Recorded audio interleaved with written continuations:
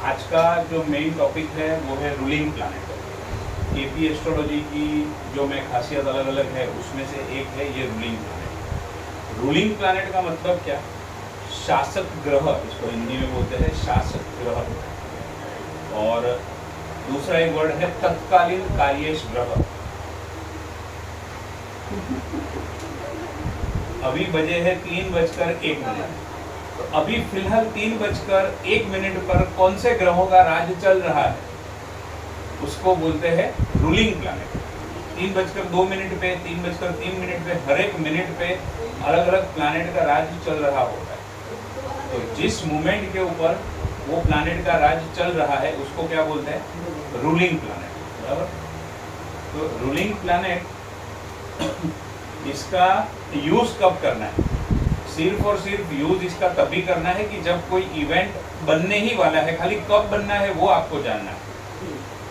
अगर इवेंट बनना है, नहीं बनने वाला है, मतलब वो घटना घटित नहीं होने वाली है, तो ये रूलिंग प्लैनेट कुछ काम में नहीं आएंगे। तो इसका यूज आप दोनों तरीके से कर सकते हो। जैसे फॉर एग्जांपल लाइट कब आएगी? हस्बैंड ऑफिस से आते आते आज लेट हो गया है तो कितने बजे घर आएगा? बच्चा 6 बजे घर पे आ जाता है नॉर्मली स्कूल से, आज लेट हो गया है तो एग्जैक्टली कितने बजे घर पे आएगा? ये सब जानने के लिए रूलिंग प्लैनेट आपकी बहुत हेल्प करेगी। इसका मतलब क्या है? बच्चा स्कूल गया है तो घर पे तो आने ही वाला है, खाली आज लेट हुआ तो कितने बजे आएगा वो जानना है। सेम चीज हस्बैंड के बारे में है। या लाइट है, पावर है, इलेक्ट्रिसिटी है, अगर वो चली गई है तो आने वाली तो है ही है, खाली कितने बजे आएगी वो हमें जानना है। तो ये सब चीज़ों के लिए रूलिंग प्लैनेट बहुत हेल्प करेंगे। दूसरा, रूलिंग प्लैनेट हमें कब हेल्प करेंगे? जब हम ऐसी कोई जगह पे फंस गए, बर्थ चार्ट यानी कुंडली देखते देखते, जहाँ पर आपको अंतर्दशा डिसाइड करने में कंफ्यूजन हो रहा है। आपने चेक किया वो हिसाब से प्लैनेट की स्क्रिप्ट के अंदर मर्क्यूरी भी कोई रिजल्ट दे रहा है और केतु भी कोई रिजल्ट दे रहा है, तो आपके मन में सवाल आएगा ना कि मर्क्यूरी में होगा कि केतु में होगा।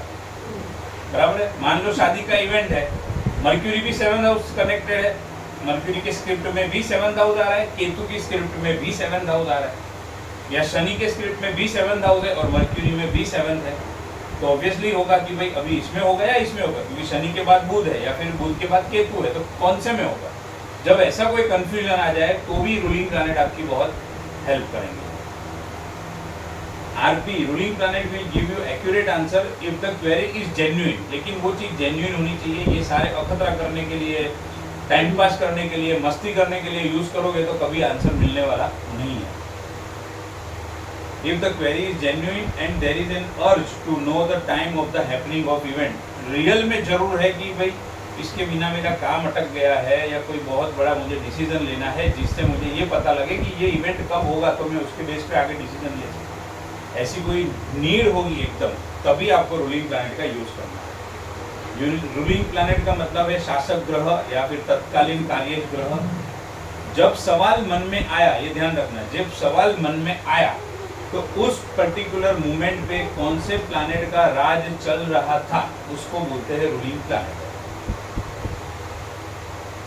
अभी रूलिंग प्लैनेट दो तरीके से कंसिडर कर सकते हैं। एक, जब सबसे पहला मेरे मन में ख्याल आया, बहुत बार ऐसा होगा जैसे जैसे आप कुंडली देखना चालू करोगे, आपके सामने क्वेरी है मैरिज की, तो आप कुंडली देखना चालू करोगे, देखोगे, इधर उधर सब स्टडी करोगे, फिर अचानक मन में आएगा कि इसका शादी कब होगा। तो जैसे ही मन में आया कि इसका शादी कब होगा, तो एग्जैक्टली वो टाइम पे रूलिंग प्लैनेट आपको देखने हैं, ना उसके पहले ना उसके बाद। आई बात समझ में? अच्छा, शादी कब होगी उसके लिए हमारा स्टैटिक प्रॉमिस तो देखना ही देखना है। अगर स्टैटिक प्रॉमिस नहीं है तो कब होगी वो देखने का कोई सवाल ही नहीं है। आपने स्टैटिक प्रॉमिस देख लिया, फिर आपको लगा कि चलो ये महादशा में शादी हो सकती है, फिर अभी अंतरदशा के अंदर कंफ्यूजन है, तो कौन सी दशा में शादी होगी, पहली बार मन में सवाल आया, फटाक से वो टाइम पे रूलिंग प्लैनेट आपको नोट करने हैं, ना उसके बाद में ना उसके पहले। और ऐसा नहीं कि कुंडली खोली, सर ने बोला है रूलिंग प्लैनेट तो बता ही देते हैं, चलो फटाफट खोलो, निकालो, देखो, चलो रूलिंग प्लैनेट कौन सा है, ये दशा में शादी होगी, ऐसा नहीं। पहले आपको हमारा जो प्रोसेस है वो फॉलो करना ही पड़ेगा। महादशा, स्टैटिक प्रॉमिस, महादशा, अंतरदशा। अंतरदशा डिसाइड करने में कंफ्यूजन हो रहा है तो रूलिंग प्लैनेट का यूज करना है, ये चीज समझना है। और बाकी जो ऐसे ऐसे इवेंट है जो मैंने अभी आपको बताया, वो इवेंट के बारे में जानना हो, वो जानने की आपकी अर्ज हो, खास जरूरत हो, तो आप उसका यूज कर सकते हैं। consider the ruling planet of that time when the question has come to your mind for the first time. Note the RP of that time immediately. वो टाइम पे कौन सा रूलिंग प्लैनेट है वो तुरंत नोट कर लेना है। या फिर दूसरा alternatively you may also consider the ruling planet at the time of giving judgement. जैसे फॉर एग्जाम्पल आपने प्रश्न कुंडली की, किसी ने आपको नंबर दे दिया 201, अभी आप 4 दिन के बाद कुंडली बनाने बैठे, तो जब बैठोगे उस टाइम के रूलिंग प्लैनेट देखोगे, उसको क्या बोलेंगे? Ruling planet at the time of judgement. आपने कोई क्लाइंट ने आपको दिया 201 नंबर और बोला मेरी शादी कब होगी बताओ, तो अभी आप क्या करोगे? जब बैठोगे तब चेक करोगे, अभी के अभी तो खड़े खड़े आप करोगे नहीं, तो अभी के रूलिंग प्लैनेट का कोई मतलब नहीं। जब आप बैठोगे कुंडली लेकर स्टडी करने के लिए और टाइम निकालने का प्रयत्न करोगे, तो वो क्या बोलेंगे उसको? Ruling planet at the time of judgement. कि आप डिसाइड करने बैठे हो अभी कब होगा क्या होगा, तो वो टाइम पे रूलिंग प्लैनेट को आपको नोट करना है।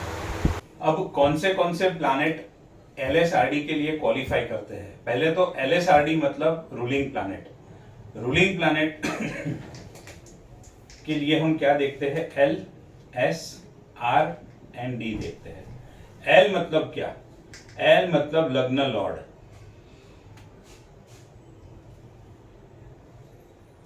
S मतलब क्या? मून नहीं, स्टार लॉर्ड नहीं, मून स्टार लॉर्ड।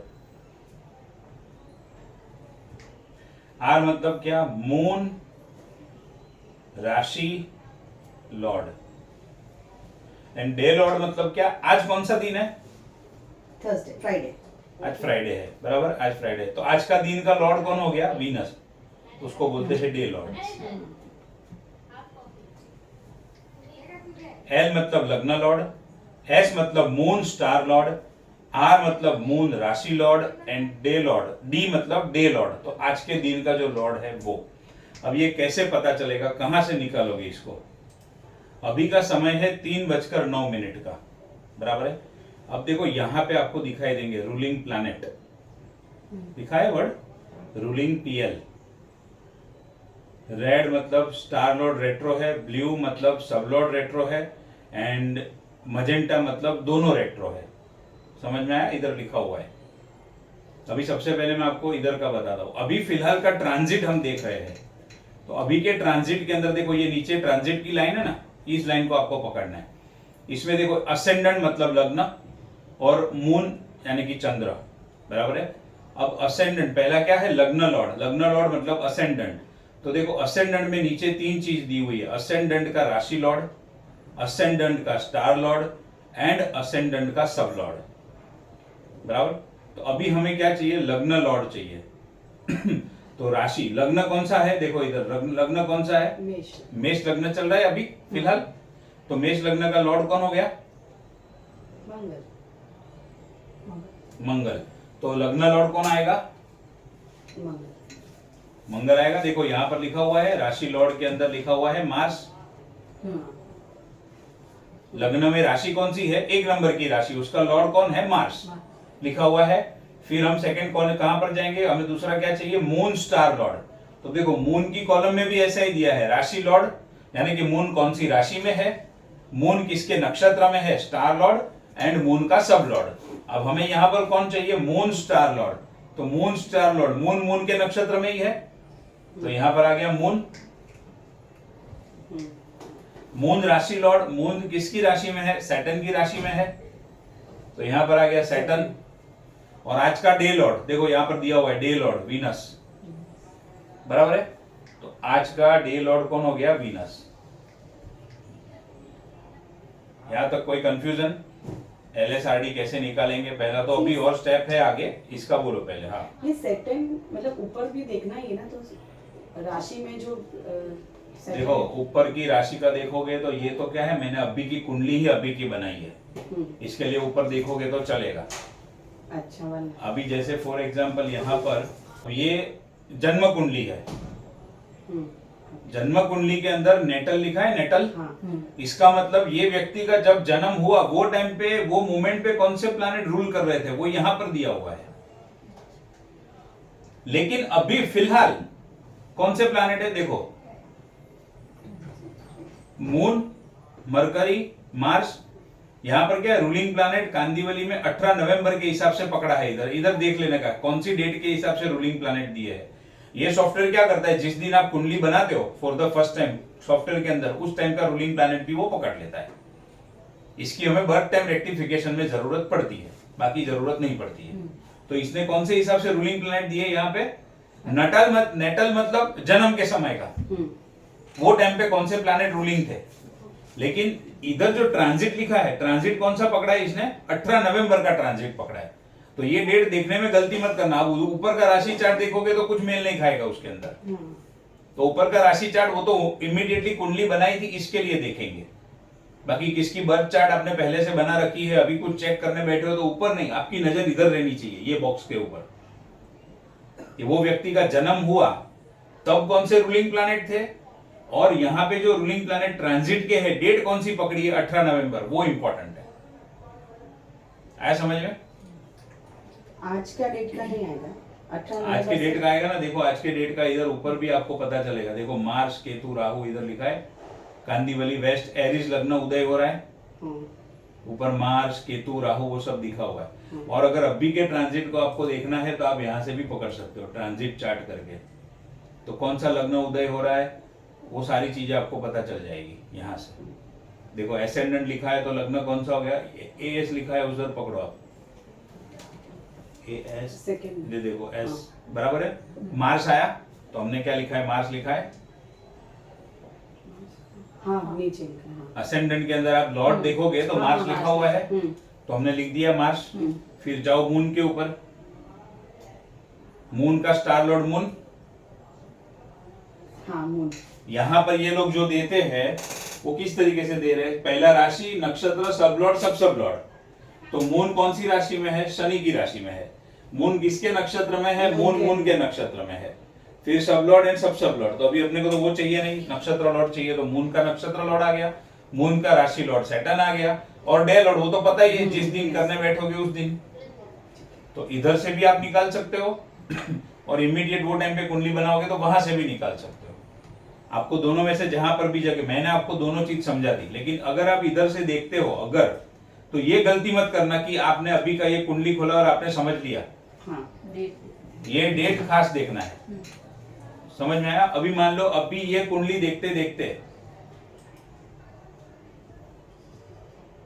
अभी ये कुंडली देखते देखते अचानक से आपके मन में ख्याल आया कि ये व्यक्ति का विदेश जाने का योग कब है, चलो वो तो देखो, स्टैटिक प्रोमिस तो है 3, 9, 12 है फॉर एग्जाम्पल, वो जा सकता है, तो कब योग है वो तो देखो।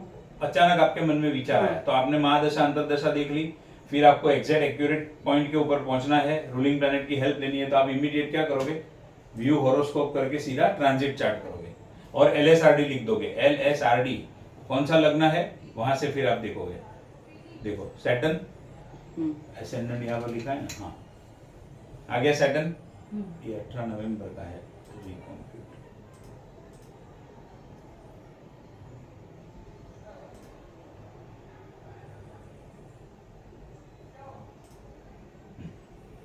इधर डेट देख लेना, ये 6 दिसंबर का आ गया 15:16 मतलब 3:16। तो देखो लग्न लॉर्ड मिल जाएगा। अभी तो फिर एकदम कुछ चेंज नहीं होगा, वही का वही रहेगा। लेकिन अगर इमीडिएट देखने के नौबत आती है, मन में इच्छा हो रही है, तो इधर से आप खुलोगे, कहां से, व्यू हॉरोस्कोप में से ट्रांजिट। हाँ व्यू हॉरोस्कोप, उसमें ट्रांजिट चार्ट, और ये डेट कंफर्म कर लेना। इधर 18 नवंबर का है तो आपको 18 नवंबर नहीं चाहिए, अभी का चाहिए, तो change and enable real time, तो वो क्या करेगा, अभी का पकड़ लेगा और इसको स्टॉप कर दो, तो अभी आपको करंट रूलिंग प्लैनेट मिल जाएंगे। अब एलएसआरडी के अंदर सबसे पावरफुल ग्रह कौन सा, मंगल ऐसा नहीं, लग्न लॉर्ड सबसे पावरफुल गिनेंगे। फिर स्टार लॉर्ड जो है, मून का स्टार लॉर्ड, उसका थोड़ा पावर कम होगा, राशि का पावर और थोड़ा कम होगा, एंड डे का पावर सबसे कम होगा। इसको 4+ दिए, 4 स्टार दिए, क्योंकि इसकी पावर सबसे ज्यादा है। फिर इससे थोड़ा वेटेज कम इसका, इससे थोड़ा कम इसका, और इससे थोड़ा कम इसका। एक और ऑप्शनल रूलिंग प्लैनेट है, ये लग्न लॉर्ड है लेकिन लग्न का स्टार लॉर्ड। अभी हमने यहां पर क्या किया, मून और मून का स्टार लॉर्ड, तो उसी तरीके से लग्न और लग्न का स्टार लॉर्ड, तो इधर हम क्या करेंगे, लग्न स्टार लॉर्ड। अब देखो लग्न स्टार लॉर्ड भी कैसे देखेंगे, मुझे अभी का लग्न स्टार लॉर्ड देखना है। व्यू होरोस्कोप, ट्रांजिट चार्ट, 18 नवंबर का है तो मैं रिकम्प्यूट एनेबल करके स्टॉप, ये अभी का आ गया। और असेंडेंट कहां पर लिखा है, देखो अभी फिलहाल इमीडिएट नक्षत्र कौन सा है, मार्स। नक्षत्र बोल रहा हूं मैं, सुनो केतु, ध्यान से। केतु। हाँ, तो राशि लग्न लॉर्ड मंगल, लेकिन लग्न का स्टार लॉर्ड कौन है, केतु। केतु। ये ऑप्शनल है लेकिन बहुत पावरफुल है और इसकी पावर सबसे ज्यादा होती है। फिर कुछ लोग हैं वो इसको भी कंसिडर करते हैं, planet sitting in the first house of the भाव चलित चार्ट। अभी जैसे आपने कोई कुरियर मंगाया है, 3 दिन से नहीं आ रहा है, तो अभी तो आपको जेन्युइन रिक्वायरमेंट हो गई, नीड हो गई कि अब कब आएगा मेरा कुरियर, बहुत इंपॉर्टेंट बुक्स मंगाई है या इंपॉर्टेंट कुछ मंगाया है, बराबर है। तो आप क्या करोगे, वो टाइम पे उस टाइम की कुंडली बना लोगे, बराबर बराबर है। ये कुंडली बन गई, तो अभी आप चेक करना चाहते हो कि अभी ये कुंडली के हिसाब से आपके रूलिंग प्लैनेट कौन से निकल के आ रहे हैं, तो आप क्या करोगे, यहाँ पे देखो भाई लग्न, क्योंकि अभी इसने कौन सा पकड़ लिया है, 6 दिसंबर 24 का ही पकड़ लिया है करंट, तो इधर उधर कुछ देखने की जरूरत नहीं, इधर ही देख लोगे सीधा। असेंडेंट कौन है, मार्स। असेंडेंट स्टार लॉर्ड यानी कि लग्न स्टार लॉर्ड केतु। मून के नक्षत्र में है, मून शनि की राशि में है, और आज का डे लॉर्ड कौन है, वीनस। अब सवाल किससे रिलेटेड है, कुरियर से रिलेटेड। कुरियर का घर कौन सा, थर्ड हाउस। और ये लग्न का कुंडली का फर्स्ट हाउस कौन सा, मतलब लग्न का हाउस कौन सा, ये फर्स्ट हाउस। तो भाव चलित चार्ट में क्योंकि मैंने कुरियर के रिलेटेड ही प्रश्न पूछा है, तो फर्स्ट हाउस में अगर कोई प्लैनेट बैठा होगा तो वो भी आरपी में कंसीडर होगा, रूलिंग प्लैनेट गिना जाएगा। अगर कुरियर का सवाल है तो थर्ड हाउस में कोई प्लैनेट बैठा है तो वो भी रूलिंग प्लैनेट में गिना जाएगा। शादी का सवाल है तो 7th हाउस में अगर कोई प्लैनेट बैठा है तो वो भी रूलिंग प्लैनेट में आएगा। मैक्सिमम ये सब चीजों की यूज हम कब करेंगे, जब यहां पर हमें कोई प्लैनेट नहीं मिलता है। काफी बार ऐसा होगा एक ही प्लैनेट 2 बार 3 बार रिपीट हो रहा है, ऐसा कुछ हो रहा है, तो वो टाइम पे फिर हमें ये एक्स्ट्रा रूलिंग प्लैनेट की जरूरत पड़ेगी। अदरवाइज हमारा इसी से काम होने वाला है। बट ये मैंने आपको समझा के रख दिया। तो कौन से ऑप्शनल आरपी है, देखो planet sitting in the first house, क्योंकि प्रश्न के रिलेटेड हमने कुंडली बनाई है तो फर्स्ट हाउस बहुत इंपॉर्टेंट है, क्योंकि वो प्रश्न उसी के रिलेटेड है। तो फर्स्ट हाउस में अगर कोई प्लैनेट बैठा है तो planet sitting in the prime house for which the question is asked. Courier का क्वेश्चन है तो प्राइम हाउस हो गया थर्ड हाउस, बच्चे का है तो 5th हाउस, शादी है तो 7th हाउस, उस तरीके से। एंड नेचुरल कारक planet for which question is asked. अब नेचुरल कारक, कुरियर का नेचुरल कारक कौन, पार्सल आ रहा है, डॉक्यूमेंट आ रहा है, उसका नेचुरल कारक मर्क्यूरी। संतान का नेचुरल कारक जुपिटर। उस तरीके से जुपिटर को भी आरपी में ले सकते हैं, लेकिन वो सारे ऑप्शनल है। इसके अंदर देखो हाईलाइट कौन सा किया है, लग्न स्टार लॉर्ड सबसे ज्यादा इंपॉर्टेंट, और बाकी तो ये तो है ही है। इसका जब प्रैक्टिकल थोड़ा करोगे तो और थोड़ा समझ में आ जाएगा कि इसका कैसे यूज होने वाला है। अब देखो important rules to consider ruling planet, ये हमने तो निकाल लिए। अब रूल क्या क्या है, if RP in RP if any planet is retro then ignore the planet. तो अगर कोई प्लैनेट रेट्रो है तो उसको इग्नोर करना है, बराबर। अब देखो इसमें कोई रेट्रो है, पता चल रहा है आपको,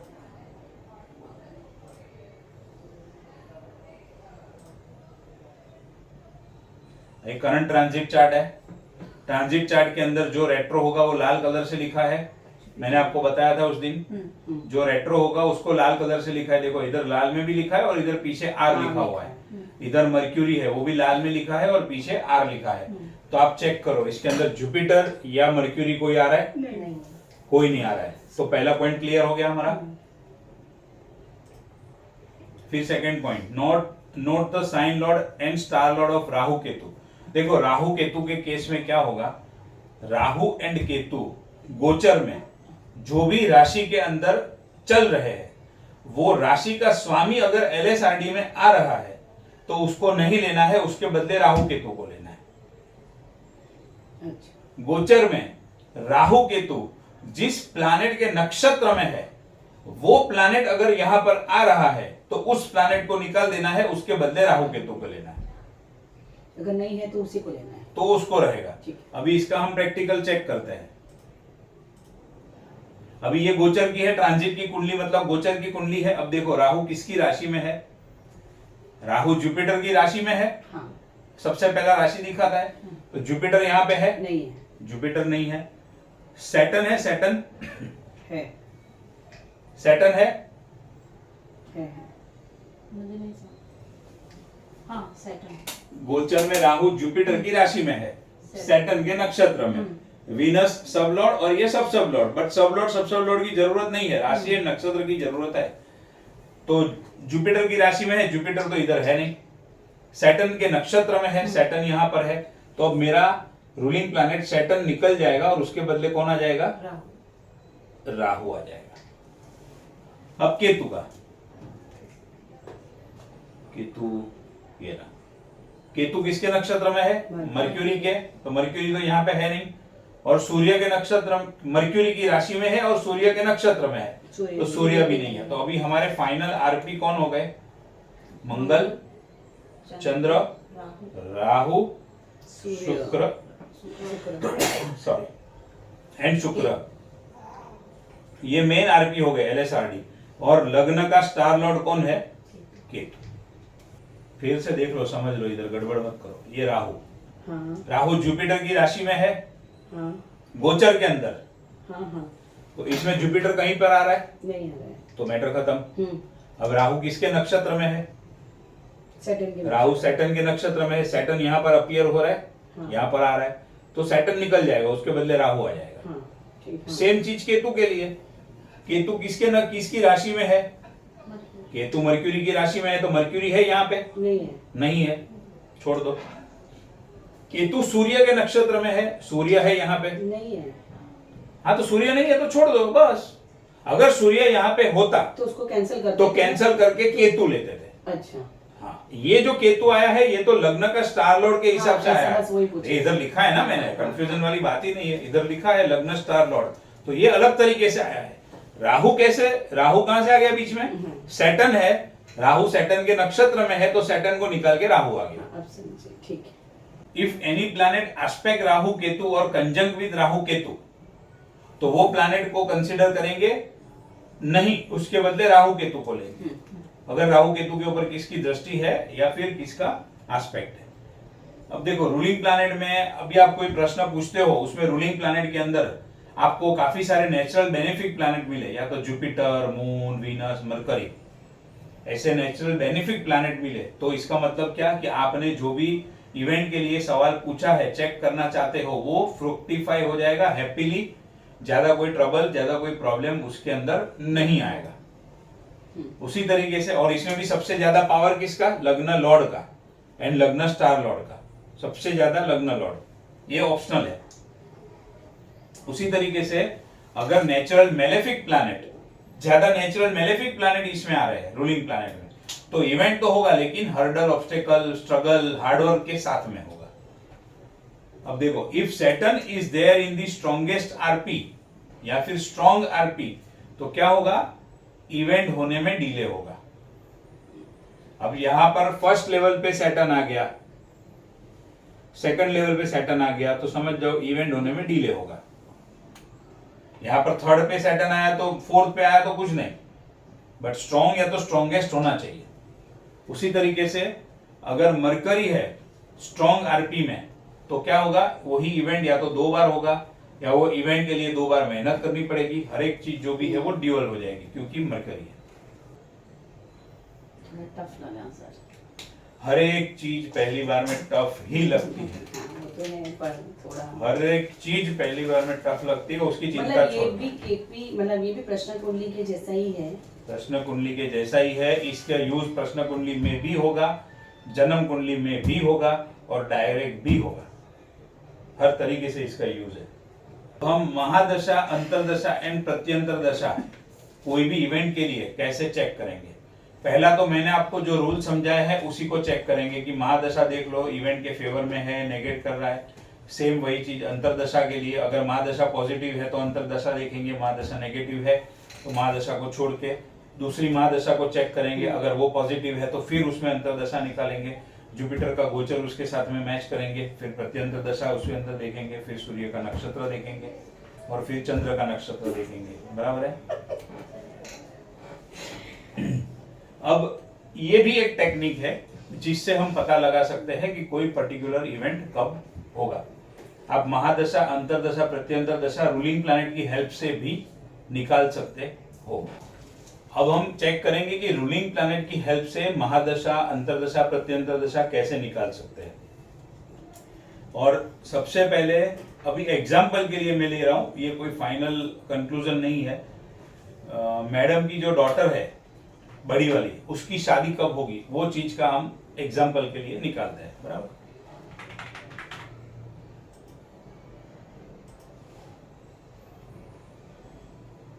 मान लो यही कुंडली आई है हमारे पास और हमें टाइम निकालना है शादी का।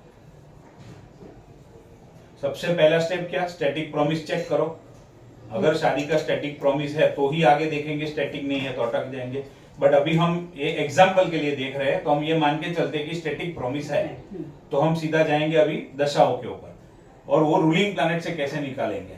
तो देखो, first of all decide mahadasha in which event में हैपन। तो पहले सीधा रूलिंग प्लैनेट पे जंप नहीं करना है। पहले हम क्या करेंगे, कुंडली की हेल्प से देखेंगे कि कब योग है शादी का। अभी दशा कौन सी चल रही है,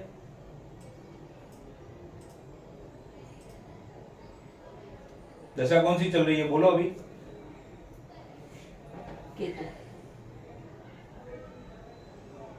वीनस।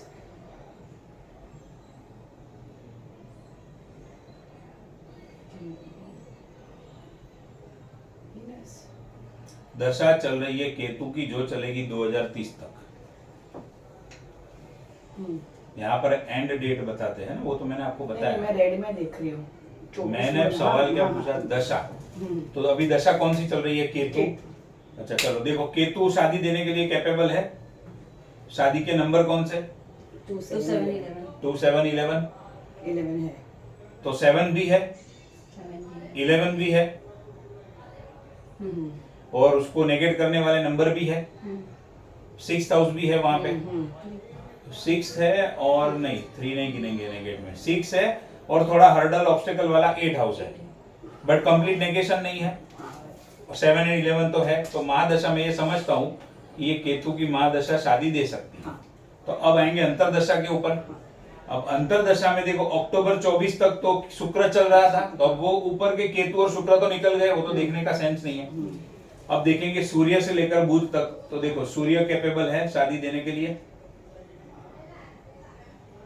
2 और 11 में से सूर्य में 2 11 आ रहा है। फिर मून देखो, मून में भी 11 है, मंगल के अंदर भी 11 है, राहु में 11 और 6 है और 8 है, जुपिटर के अंदर 11 एंड 6 8 भी है, सैटर्न के अंदर 11 6 और मर्क्यूरी के अंदर 2 एंड 11। अब हम साथ साथ में उम्र को भी चेक करेंगे, एज के हिसाब से भी देश काल पात्र को कभी भूलना नहीं है। अभी उम्र हो गई 20 के, 2000 का बर्थ है तो अभी उम्र हो गई 24 साल की। अभी 2030 तक जाएगा तो 30 साल हो जाएगा और 6 साल के बाद। बराबर। अब इतना लेट होने के लिए 7th कस्पल सबलॉर्ड में सैटर्न आना जरूरी है। अगर हम ये मान के चलते हैं कि ये सही है तो की बात है। तो ये 7th हाउस में 7th कस्पल सबलॉर्ड देखो कौन है, 7th कस्पल सबलॉर्ड राहु है। इसमें तो हम एग्जाम्पल के लिए देख रहे हैं, लेकिन ये सब दिमाग चलाना है कि अगर 2030 तक इतना लंबा योग है अगर शादी का, तो सैटर्न का कनेक्शन मिलना चाहिए। मैं वो समझा रहा हूँ आपको। तो पहला तो है राहु, राहु है जुपिटर के नक्षत्र में, जुपिटर के नक्षत्र में है तो एस्पेक्ट कंजंक्शन कुछ है क्या जुपिटर पे। देखो जुपिटर के साथ में सैटर्न कंजंक्ट है, आ गया सैटर्न का कनेक्शन, यानी शादी में डिले दिखा रहा है वो चीज। तो वो चीज अभी हमारा 2030 तक भी होने के कोई भी पॉसिबिलिटी हो सकता है क्योंकि सैटर्न है। और आमतौर पे ऐसे लोगों का 28 के बाद ही होता है जनरली शादी। अभी हम फिर से अपने टॉपिक के ऊपर आ जाते हैं। तो अब ये सब देखने के बाद मुझे ऐसा लगता है कि सबसे पावरफुल नंबर जो है, एक तो सूर्य है, 1 और 2 मतलब 2 और 11 भी है उसके अंदर, कोई नेगेट करने वाला नंबर नहीं है, तो वो एक अच्छा नंबर है, वो एक अच्छी दशा है। दूसरे नंबर पे देखो मंगल भी एक अच्छा है, 11th हाउस लेकर बैठा है और नेगेट करने वाला कोई नंबर नहीं है, और 11th हाउस नक्षत्र पे एकदम फाइनल लेवल पे आ रहा है, तो वो एक अच्छा हम घर गिनेंगे, मतलब अच्छा अंतर्दशा गिनेंगे। देखो राहु में फिर 11 6 8 है, इसमें भी 11 6 8 है, इसमें भी 11 6 है। तो मैं अभी फिलहाल क्या है, मंगल को पकड़ता हूं कि भाई मेरे हिसाब से या तो सूर्य या तो मंगल में होना चाहिए। तो दशा कौन सी हो गई, राहु की, सॉरी केतु की। अंतरदशा मेरे हिसाब से या तो सूर्य होनी चाहिए या मंगल होना चाहिए, और उसके बाद में प्रत्यंतर दशा आएंगे। तो सूर्य और मंगल, फॉर एग्जाम्पल सूर्य नक्की हुआ तो सूर्य तो इधर आ गया, तो फिर मंगल की प्रत्यंतर ले लेंगे। अगर मंगल यहाँ पे है तो सूर्य का प्रत्यंतर ले लेंगे, बट पहले तो अंतरदशा हम डिसाइड करेंगे। और उसके अंदर तीसरा कोई प्लैनेट, हाँ तीनों प्लैनेट हमको मिल रहे हैं यहाँ पे।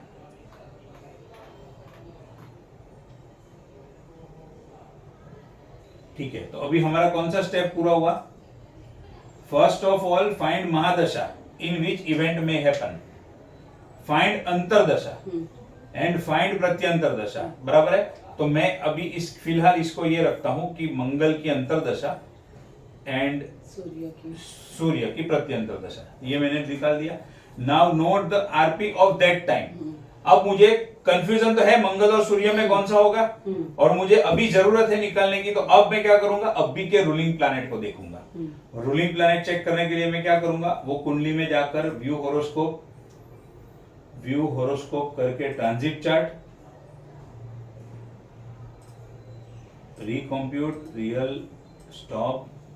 देखो 6 दिसंबर 2024 और 15:37 यहां पे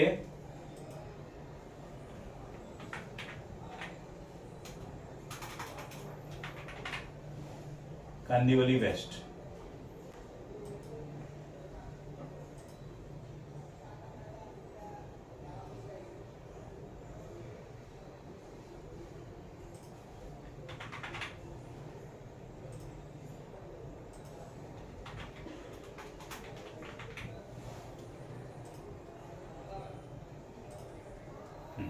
आ गया, कांदिवली का प्लेस आ गया और अभी का टाइम आ गया। तो अभी के रूलिंग प्लैनेट में चेक करता हूं। चलो असेंडेंट, LSRD असेंडेंट में देखेंगे कौन है, मंगल है, LSRD मंगल। वीनस तो मंगल का स्टार लॉर्ड है। देखो पहले जब हम कर रहे थे तो केतु आ रहा था, याद हो अगर आपको, अभी देखो शुक्र हो गया, लग्न का स्टार लॉर्ड। अच्छा, अभी तो मिनट में चेंज हो गया ऐसा। हाँ, अभी थोड़ी 5-10 मिनट पहले केतु था, अब शुक्र आ गया, तो एक चेंज हो गया। अब हम LSRD पे जाएंगे, तो अभी लग्न का देख लिया, अब मून का। मून का स्टार राशि लॉर्ड है सैटर्न, और मून का नक्षत्र लॉर्ड है मून, और आज का डे लॉर्ड कौन है, वीनस, बराबर है। अब मुझे चाहिए, मैंने जो दशा निकाली है वो है केतु, मंगल और सूर्य। अगर आगे का स्टेप देखो, अभी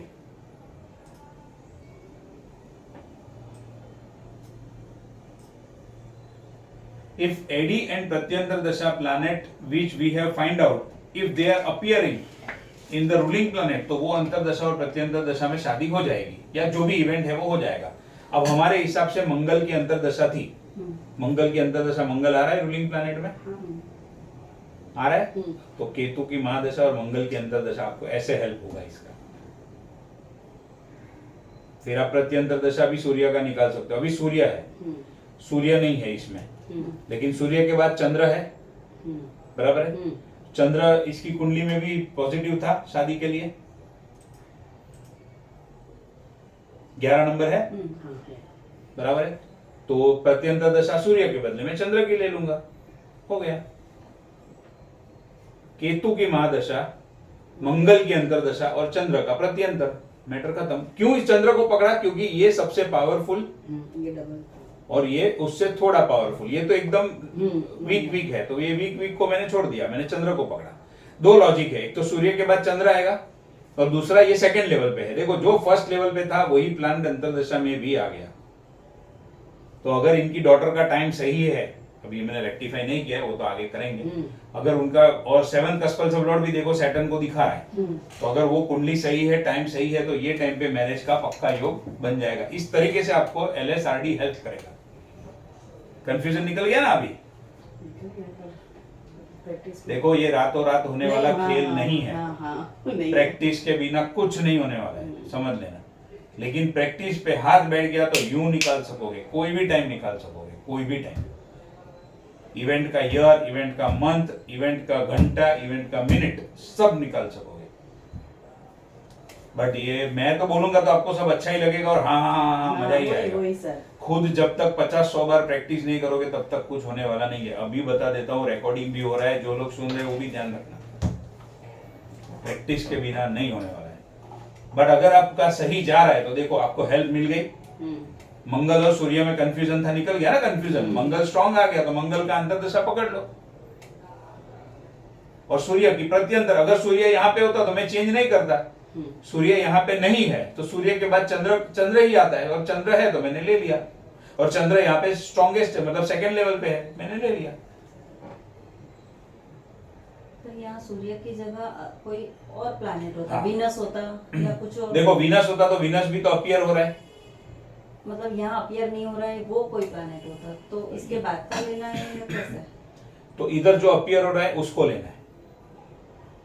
आप बोल रहे हो कि यहाँ पर जुपिटर होता है और जुपिटर यहाँ पर नहीं है, तो यहाँ पर कौन से है? जुपिटर के बाद सैटर्न आता है वैसे। गुरु के बाद शनि है तो शनि को ले सकते हो। और खाली वो टाइम पे लेते समय चेक कर लो कि जैसे मैंने अभी चेक किया कि क्या मून कैपेबल है शादी देने के लिए। तो वैसे शनि नहीं है तो जुपिटर के बाद शनि आता है। नेक्स्ट चेक करते जाओ। अच्छा, शनि नहीं है तो उसके बाद? शनि नहीं है तो बुध को चेक करो, जो आए कोई तो आएगा ना। हाँ, कोई तो आएगा। क्योंकि 9 प्लैनेट है, एक महादशा एक अंतरदशा, तो उसके सिवा कोई एक प्लैनेट लेना है। तो इधर जो कोई भी आ रहा है सबसे पहली प्रायोरिटी ये दोनों को देनी है। लेकिन उसके सिवा अगर समझो जुपिटर है, जुपिटर यहाँ पर नहीं है तो सैटर्न को चेक करो, शनि नहीं है तो बुध को चेक करो। ये तो बच्चे कम पीरियड के लिए, बड़ा पीरियड नहीं है तो मेन एक बार अंतरदशा ने ग्रीन सिग्नल दे दिया तो ही आगे सब जाने वाला है। और अगर आंसर नो मिलने वाला होगा ना तो आपका अंतरदशा का प्लैनेट ही इधर नहीं आएगा। और वो नहीं आएगा तो बोलने का कि अभी टाइम है, रुको थोड़ा, मैटर खत्म। अंतरदशा तो ग्रीन सिग्नल देने ही चाहिए, तभी जाके होगा काम। और देखो मैंने इतनी प्रैक्टिस की, माता जी की कृपा है, इसके लिए मैंने मंगल और सूर्य को ही पकड़ा और वो मंगल इधर आया। दिखा रहे थे तो सब, इसमें भी हो सकती है, इसमें भी हो सकती है, इसमें भी हो सकती है, लेकिन वो आपका जजमेंट, आपका स्पिरिचुअल कनेक्टिविटी कितना है, वो सारी चीजें काउंट करती है। तो आपको उससे गाइडेंस मिल जाएगा तुरंत। क्यों मैंने सूर्य और चंद्र ही, मतलब मंगल और सूर्य ही लिखा, चंद्र नहीं लिखा। वो कुंडली देख के समझ में आ जाता है कि इसमें पॉसिबिलिटी है, भगवान नहीं हो लेकिन पॉसिबिलिटी इसमें है, वो तुरंत समझ में आ जाता है। मैंने आपको साथ साथ में क्या समझाया कि मंगल एक ऐसा प्लैनेट है जिसके पास पॉजिटिव नंबर ही है, खाली नेगेटिव कुछ नहीं है। और बाकी के 2-3 प्लैनेट में पॉजिटिव भी है, नेगेटिव भी है, तो उसको छोड़ दिया। उसको फिर मैं प्रत्यंतर में ले सकता हूं, लेकिन अंतरदशा के लिए मुझे मजबूत और पावरफुल प्लैनेट ही चाहिए जो किधर रुकावट नहीं डाले, सड़सड़ाहट मतलब एकदम क्लियर हो जाए वो इवेंट।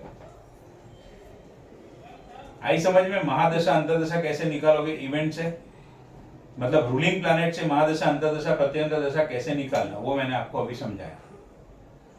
अभी जैसे आपकी कुंडली के अंदर घर लेने का योग स्टैटिक प्रॉमिस बहुत वीक है, बराबर है। मान के चलते हैं कि अगर वो स्टैटिक प्रॉमिस है तो घर लेने का योग कब आएगा, तो हम उसको दशा से और रूलिंग प्लैनेट से मैच करते हैं, बराबर। आपके कस्पल सबलॉर्ड के अंदर 4th कस्पल सबलॉर्ड केतु है। केतु का एक ये भी प्रिडिक्शन होता है कि जब 4th कस्पल सबलॉर्ड केतु आता है तो ऐसे लोगों को घर के अंदर बिल्कुल मजा नहीं आती है। जैसे घर से बाहर स्टेप रखते हैं एकदम खुश, एकदम फ्रेश हो जाते हैं। जैसे ही घर में पैर रखते हैं उनको अरे यार किधर मैं घर में आई या किधर घर में आया, आना पड़ा, मजबूरी है तो आती हूँ या आता हूँ, लेकिन घर में पैर रखो तो मगज इतना भारी भारी, दिमाग खराब। घर के बाहर निकलो एकदम जलसा वाली लाइफ। ये 4th केतु का एग्जाम्पल है, ये ध्यान रखना। अभी हम चेक करते हैं कि रूलिंग प्लैनेट की हेल्प से महादशा अंतरदशा प्रत्यंतर दशा कैसे निकालेंगे। तो सबसे पहला स्टेप क्या, कुंडली देख के पहले जजमेंट ले लो। कि कौन से में इवेंट होने की पॉसिबिलिटी है। अब आपकी कुंडली में चल रही है दशा जुपिटर की। जुपिटर लिखने से पहले इधर चेक करेंगे कि जुपिटर 4, 11, 12 कुछ दे रहा है। जुपिटर 11 दे रहा है तो ओवरऑल इच्छा पूर्ति को दिखा रहा है, लेकिन घर वाले कोई नंबर नहीं है। ओवरऑल है, ठीक है। तो चलो एक बार अभी ये दशा चल रही है तो जुपिटर हम लिखते हैं। फिर जुपिटर के अंदर अंतर्दशा कौन सी चल रही है? राहु की, एक ही बची है। अब जुपिटर से आगे बढ़ूंगा तो सैटर्न आ जाएगा, और सैटर्न में भी 4 नंबर तो एकदम स्ट्रांगली कहीं पर भी नहीं है। तो मैं अभी चलो एडी जो चल रही है राहु की उसको कंसीडर करता हूं, और एडी के अंदर प्रत्यंतर दशा, तो अभी एडी में प्रत्यंतर अभी फिलहाल चल कौन सा रहा है? 29 नवंबर को सैटर्न खत्म हुआ तो मर्क्यूरी चल रहा है। मर्क्यूरी में कहीं पर भी है 4 नंबर? नहीं, 4 नंबर नहीं है, 11 नंबर आ रहा है थोड़ा बहुत। चलो मर्क्यूरी के बाद केतु में देखो एक है 4 नंबर थोड़ा, 4 और 11 है ना। हाँ। केतु के बाद शुक्र में भी 4 नंबर है, सूर्य में नहीं है, चंद्र में नहीं है, मंगल में नहीं है, फिर सीधा राहु में है। राहु तो ऑलरेडी इधर आया हुआ है, तो मैं जुपिटर, राहु एंड केतु को पकड़ता हूं प्रत्यंतर दशा। एक सवाल। हाँ, जो महादशा और अंतरदशा हो वो प्रत्यंतर दशा नहीं ले सकते? नहीं ऐसा नहीं है। 95% केस के अंदर तीनों 3 प्लैनेट अलग होंगे, वो मैंने आपको बताया है। 5% केस के अंदर ऐसा हो सकता है कि जुपिटर राहु जुपिटर केतु या तो फिर जुपिटर राहु जुपिटर केतु, ऐसा होता है। 90 हाँ होता है 95% केस में तीनों 3 प्लैनेट अलग आएंगे, बट 5% केस में होता है, कोई प्रॉब्लम नहीं है। अभी यही सब कंफ्यूजन दूर करने के लिए आपको LSRD बहुत हेल्पफुल होगा। अब देखो मैंने क्या निकाला, जुपिटर राहु और केतु निकाला। अब हमारा सेकंड स्टेप क्या है? पहले तो कुंडली के ऊपर से निकाल लो महादशा, अंतरदशा, प्रत्यंतर दशा। फिर अभी मन में सवाल आया कि अब इसमें होगा, कंफर्म चेक करना है, तो रूलिंग प्लैनेट की हेल्प लूंगा। LSRD की हेल्प लेंगे, और LSRD करके यहाँ पे ट्रांजिट चार्ट कांदिवली वेस्ट का ही है। देखो इधर कांदिवली वेस्ट का है, लेकिन डेट अलग है। तो मैं यहाँ पे क्या करूंगा, एनेबल रियल टाइम, तो 6 दिसंबर आ गया, और इसको स्टॉप कर दूंगा।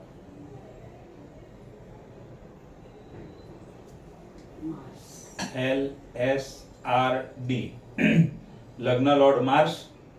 सर एक मिनट, ये वापस बोलो ना, एस वाला कहाँ से आता है वो भूल जाती हूँ। मून स्टार लॉर्ड, पहला लग्न लॉर्ड, अभी मून स्टार लॉर्ड, तो मून पे जाएंगे। मून का स्टार लॉर्ड मून ही है। हाँ बस, ओके बस। फिर मून का राशि लॉर्ड सैटर्न है, एंड आज का डे लॉर्ड वीनस है। बराबर है?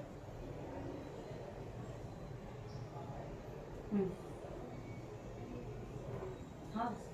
बोलो अभी इसमें जो भी प्लैनेट है, हमने जो निकाले हैं, कहीं पर दूर दूर तक मैच हो रहा है? नहीं हो रहा नहीं है। हो रहा।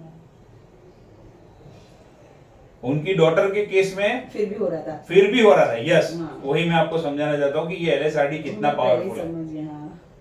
उस केस में फिर भी थोड़ा हो रहा था, इसमें कहीं पर भी हो रहा है, दूर दूर तक हो रहा है।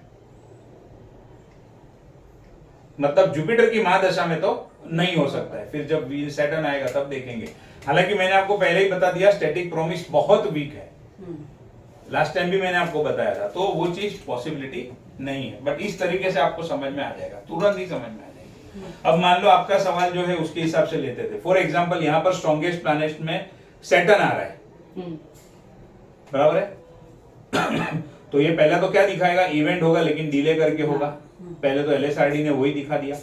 और यहाँ पर जुपिटर के बदले सैटर्न, तो जुपिटर की महादशा खत्म होने वाली है, सैटर्न है, तो मैं एटलीस्ट उतनी होप रख सकता हूं कि सैटर्न में कुछ होगा।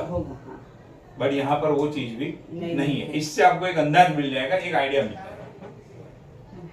आया समझ में? वेरी इंपॉर्टेंट, अभी ध्यान से समझ लो। ये सब प्रैक्टिकल तो समझा ही दिया है मैंने। At the time of finalizing the time of event, look at the Lagna star lord planet In maximum case, the event will happen during the अंतर्दशा of the planet which is there in ruling planet लग्न star Lord. ठीक है. अभी हमने आपके case में, आपकी daughter के case में देखा था कि वहां पर बाकी सब तो मिल रहे थे, हमने लग्न स्टार लॉर्ड वहां पे नहीं देखा था, राइट. तो अब हम ये पॉइंट क्या बोलता है कि जब आपको अंतर्दशा का और एक कुछ थोड़ा कंफ्यूजन हो तो वो टाइम पे आप क्या चेक करो, लग्न स्टार लॉर्ड को चेक करो.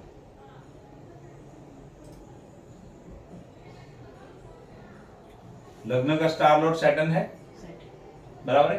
तो मैक्सिमम केस के अंदर क्या होगा, सैटर्न की अंतर्दशा के अंदर इवेंट होने की पॉसिबिलिटी बन जाएगी. सैटर्न की अंतर्दशा, सैटर्न के अंदर, ये रूल सिर्फ अंतर्दशा के लिए ही है, समझ लो इधर से फिर से एक बार. At the time of finalising the time of event, हम अंतर्दशा को डिसाइड कर रहे हैं वो टाइम पे. लुक एट द लग्न स्टार लॉर्ड प्लैनेट. जैसे अभी कंफ्यूजन आपके उसमें था, आपकी डॉटर की कुंडली में मैंने लिया था, मंगल भी लिया था और मैंने सूर्य भी लिया था. अब मान लो यहाँ पर मंगल भी आया है और यहाँ सूर्य भी आता है, तो फिर से नो डाउट हायरार्की के हिसाब से तो मंगल पावरफुल है तो मैं उसको ही कंसिडर करूंगा. लेकिन चलो यहाँ पर मंगल होता और यहाँ पर सूर्य होता तो मुझे एक फिर भी थोड़ा सा अगर कंफ्यूजन है तो मैं क्या करूंगा, लग्न स्टार लॉर्ड कौन सा प्लैनेट है वो देखूंगा, उसमें जो प्लैनेट रहेगा उसको पहले प्रायोरिटी दूंगा मैं, और बाकी के प्लैनेट को उसके हिसाब से सेट करूंगा. तो यहाँ पर ये रूल क्या बोल रहा है, at the time of finalising the time of event look at the star lord of the planet, lagna star lord planet. In maximum case, ऐसा कंपलसरी नहीं है बट मैक्सिमम केस के अंदर the event will happen during the antardasha of the planet which is there in the राशि राशि नहीं, ruling planet as लग्न star Lord. अभी आपकी जो कुंडली ओपन है उसमें देखते हैं लग्न स्टार लॉर्ड कौन है. अभी तो फिलहाल सैटर्न है तो वो तो लंबे समय तक एक ही रहेगा, बार बार देखने का भी मतलब नहीं है. सैटर्न है वो तो लंबे समय तक रहेगा.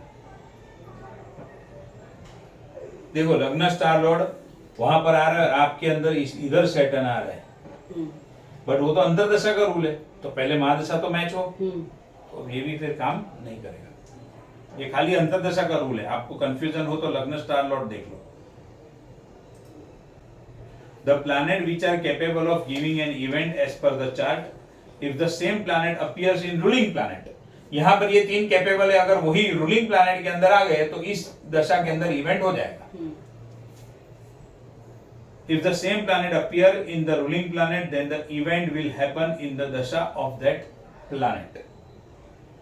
समझ में आया? How to find the year of an event through ruling planet? ये भी एक बहुत बढ़िया इंटरेस्टिंग सब्जेक्ट है. अभी मुझे पहले बोलो इसमें कुछ कंफ्यूजन है, ये दो एग्जांपल हमने देखे, कुछ कंफ्यूजन है इसके अंदर, क्लियर है? How to find the year of an event through ruling planet? Ruling planet की हेल्प से कोई भी इवेंट कब होगा वो पर्टिकुलर साल कैसे निकालना, अब हमें वो स्टडी करना है. सबसे पहले क्या करेंगे, ये इंपॉर्टेंट चीज याद रखना, the transit of Jupiter will tell us the year in which event will happen. क्योंकि Jupiter overall on an average ऐसा है कि हर साल में एक बार राशि बदलता है. अप्रोक्सीमेट टाइम 13 महीने का होता है, बट हम अप्रोक्स 1 ईयर पकड़ के चलते हैं उसको. तो जुपिटर हर साल राशि बदलता है. तो जुपिटर की हेल्प से हमें क्या पता चलेगा कि कौन से साल में इवेंट होगा. First of all choose the antardasha planet from the birth chart. Birth chart में से अंतर्दशा प्लैनेट को चूज कर लो. Generally antardasha of any planet will be there for 1 year to 3 years. 1 से 3 साल तक कोई भी प्लैनेट की अंतर्दशा रहेगी. डिपेंड, अगर शुक्र की महादशा है तो उसके अंदर सारी अंतर्दशाओं का लंबा समय होगा. अगर सूर्य की महादशा है वो होती है 6 साल की है, तो उसके अंदर सभी प्लैनेट का अंतर्दशा का समय छोटा होगा.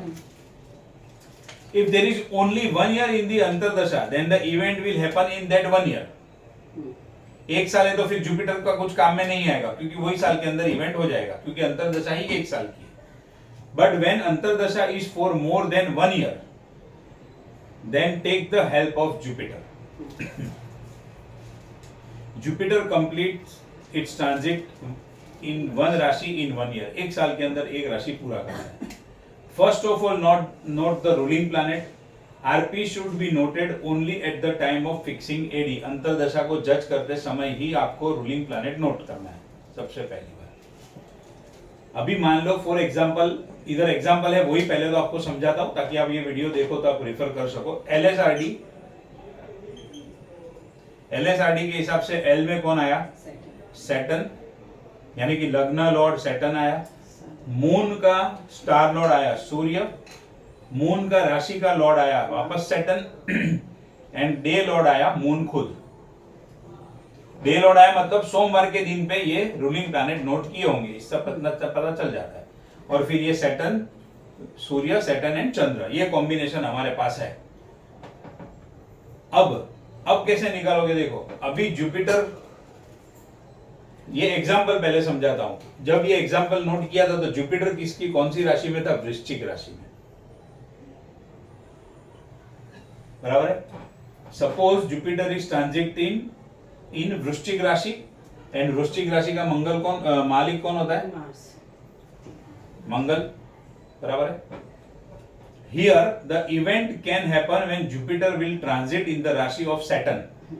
क्यों सैटर्न? अभी देखो जुपिटर अभी तो मंगल की राशि में है, लेकिन जब जुपिटर घूमते घूमते घूमते शनि की राशि में आएगा तो इवेंट होगा। क्यों? क्योंकि सैटर्न यहां पर स्ट्रॉन्गेस्ट है, बराबर। अभी वृश्चिक राशि 8 नंबर की राशि है, फिर 9 नंबर, फिर 10 नंबर और 11 नंबर। तो जुपिटर 8 में है तो वृश्चिक में है, उसके बाद में धनु आएगा। इसका मतलब क्या हुआ? वृश्चिक में है लेकिन धनु, और धनु का जुपिटर किधर भी नहीं है, तो स्ट्रेट अवे ये साल में शादी नहीं होगी। समझ में आ रहा है क्या बोल रहा हूं? मान लो वृश्चिक राशि में है 2007 में, हर साल में एक राशि बदलता है, तो 2008 तो स्ट्रेट अवे निकल ही गया ना, क्योंकि इधर धनु राशि का मालिक जुपिटर है, वो तो इधर किधर है ही नहीं, तो ये 2009 तो सीधा निकल गया। अब 2009 मकर राशि का मालिक भी शनि, एंड कुंभ राशि का मालिक भी शनि 2010, ये एग्जांपल है। तो अब इधर वापस कंफ्यूजन होगा। जुपिटर शनि की राशि में आएगा लेकिन मकर में या कुंभ में, कौन सी राशि में जाएगा तब? तो आपको क्या हेल्प करेगा? कौन सा नॉलेज होना चाहिए? कौन सी राशि में कौन से नक्षत्र आते हैं? कौन सी राशि में कौन से नक्षत्र? मकर राशि के अंदर 3 नक्षत्र कौन से आते हैं बोलो? सूर्य, चंद्र एंड मंगल के नक्षत्र मकर में आते हैं। मंगल, राहु एंड गुरु कुंभ में आते हैं, बराबर है। अब सूर्य, चंद्र, मंगल, तो मैं अभी इधर देखूंगा। सूर्य है, चंद्र है, मंगल, राहु, गुरु। मंगल है?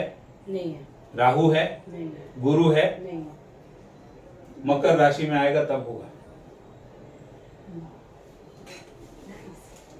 अब और डिटेल में कैसे पता करेंगे? राशि तो मैंने पता कर ली, बराबर है। अब इसके अंदर 3 है, तो यानी कि जुपिटर, ध्यान से सुनना, जुपिटर जब शनि के राशि में यानी कि मकर राशि में आएगा, उसके बाद में नक्षत्र कौन सा?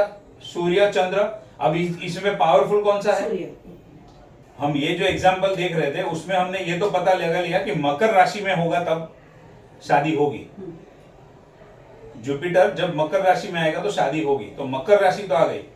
अब आप मुझे ये बताओ, देखो पहले राशि होती है तो राशि का यहां पर लिख लिया, उसके बाद में नक्षत्र, सब लॉर्ड, सब लॉर्ड, ठीक है।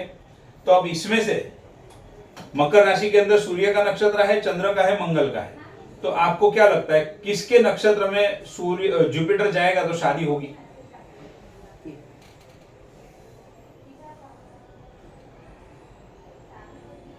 किसके नक्षत्र में जुपिटर जाएगा तो शादी? हाँ, ये 3 में से किसके नक्षत्र में जुपिटर जाएगा तब शादी होगी? राशि तो हमने पकड़ ली, 10 नंबर की राशि मकर राशि। अब मकर राशि के 30 डिग्री होती है, उसमें 3 नक्षत्र, 2.25 नक्षत्र होते हैं, तो किसके नक्षत्र में जुपिटर जाएगा तो शादी होगी? सूर्य पे। सैटर्न। क्यों? क्योंकि ये फर्स्ट और उस पे आ रहा है इसके लिए।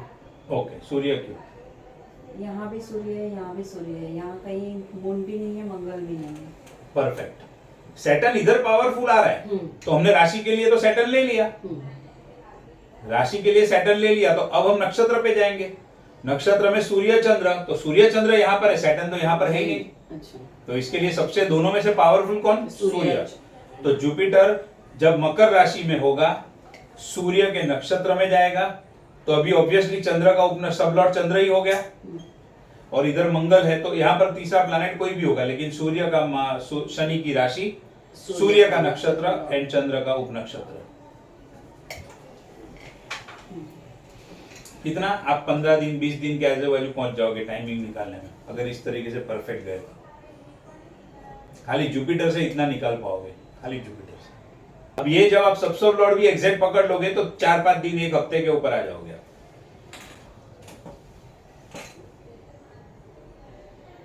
ये राशि से तो पूरा साल आ गया, नक्षत्र से आपको लगभग नक्षत्र आप पकड़ोगे बराबर तो 3-4 महीना मिल जाएगा। हाँ। इधर से 1-2 महीना मिल जाएगा और इधर से हफ्ता 15 दिन मिल जाएगा, डेज के ऊपर आ जाओगे। आप जब रूलिंग प्लैनेट नोट करते हो, वो रूलिंग प्लैनेट का कॉम्बिनेशन ऐसे बनना चाहिए कि जुपिटर उसके राशि में, उसके नक्षत्र में, उसके सब में और उसके सब में होना चाहिए। सब में से कहीं पे भी होना चाहिए, कहीं पे भी नहीं, ऐसा सीक्वेंस बनाना चाहिए। इसलिए इधर सीक्वेंस बन गया ना, ये सैटर्न का यहाँ आ गया, सूर्य इधर आया, चंद्र इधर आया, शनि इधर आया, सीक्वेंस बना गया, बना दिया ना पूरा। ऐसे सीक्वेंस बनाना चाहिए। अभी हमें देखना है, एक और एग्जांपल जुपिटर की प्रैक्टिस करते हैं। अभी हमें देखना है कि कोई भी इवेंट है XYZ और जुपिटर के हिसाब से हमें वो इवेंट का टाइम निकालना है, बराबर है। तो अभी सबसे पहले हम रूलिंग प्लैनेट नोट करेंगे, फिर आपको आगे का समझाता हूं। अब मुझे चेक करना है कोई भी एक इवेंट के जुपिटर के ट्रांजिट से वो कब होगा, तो मैं सबसे पहले क्या करूंगा, अभी के रूलिंग प्लैनेट बना लूंगा।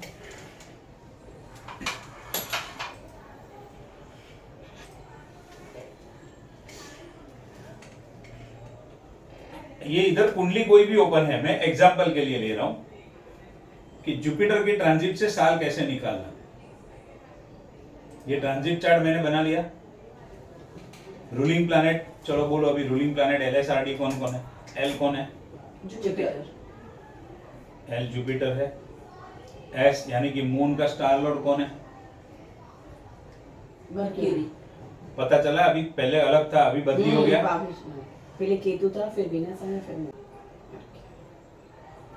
फिर मून का राशि लॉर्ड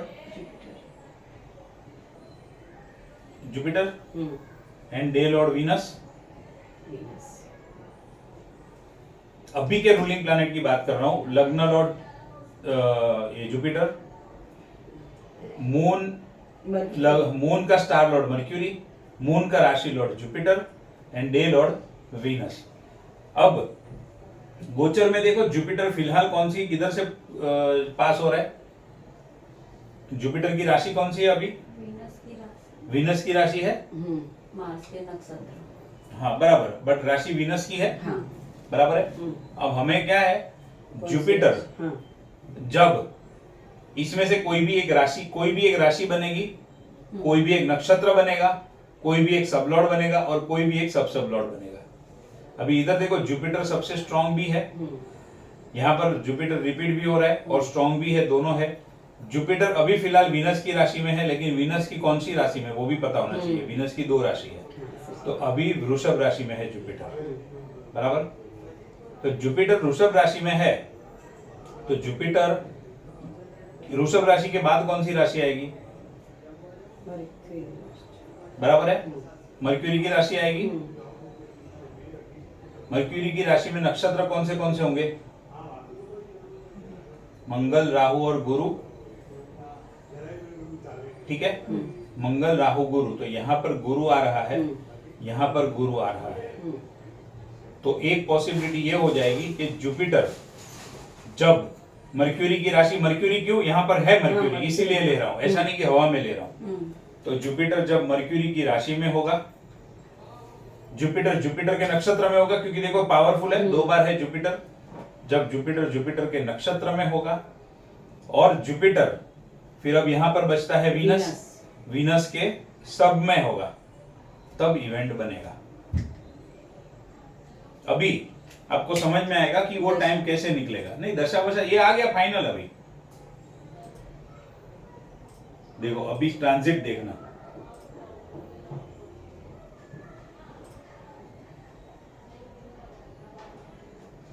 ये जुपिटर है, देखो राशि वीनस की है,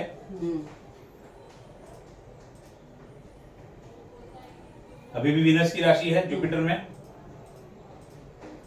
चेंज हो गया। अभी देखो राशि चेंज हुई, जुपिटर चला गया मरकरी की राशि में। हाँ। लेकिन मर्क्यूरी की राशि अभी आगे देखो, नक्षत्र कौन सा चाहिए मुझे, मंगल का चाहिए। मर्क्यूरी की राशि में जुपिटर का नक्षत्र चाहिए मुझे, हाँ। बराबर है। हाँ। तो अब मैं क्या करूंगा और आगे बढ़ूंगा। हाँ, वहाँ पे जुपिटर आना चाहिए, वो तब तक आगे बढ़ोगे ना। मर्क्यूरी, हाँ यहाँ पर हाँ, जुपिटर आना हाँ। चाहिए। आया। आया। अब थोड़ा आगे चला गया क्योंकि मंथ के हिसाब से जंप किया है।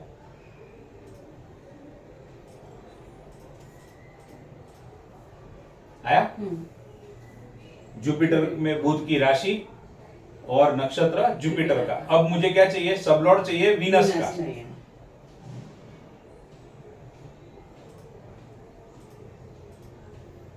शनि बुध केतु शुक्र आ गया।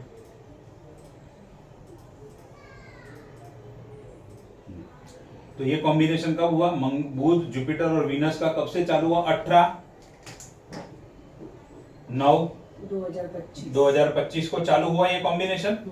अब कब तक रहेगा वो देखो, इधर ये शुक्र है, शुक्र से आगे बढ़ना चाहिए, तब तक आगे बढ़ गया। विडेली 5 अक्टूबर 2025, इस टाइम पीरियड के अंदर इवेंट होगा। कितने, ये लेस देन 1 मंथ का टाइम आपने निकाला खाली जुपिटर के ट्रांजिट से और रूलिंग प्लैनेट से।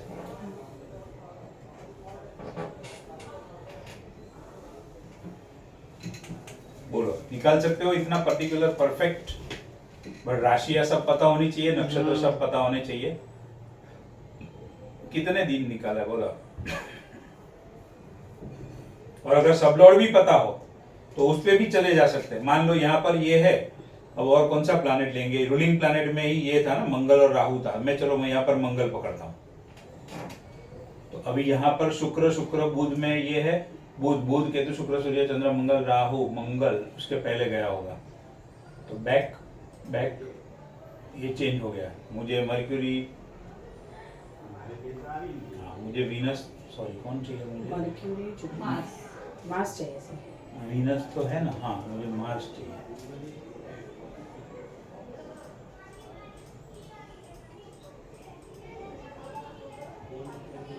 आया मंगल। हाँ। मंगल 22 तारीख 22/9/2025 है ना, इस दोनों के बीच में डेट।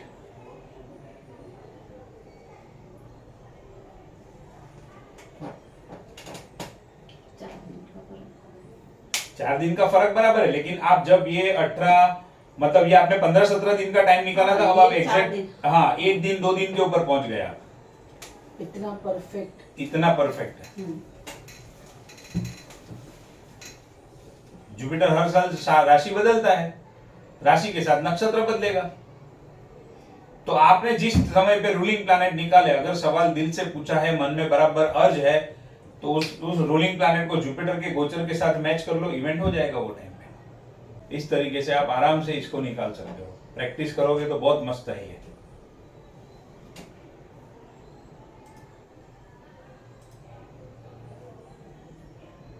देखो ये तो मैंने अभी आपको समझा दिया, कैप्रिकॉर्न, एक्वेरियस, जुपिटर किसमें होगा।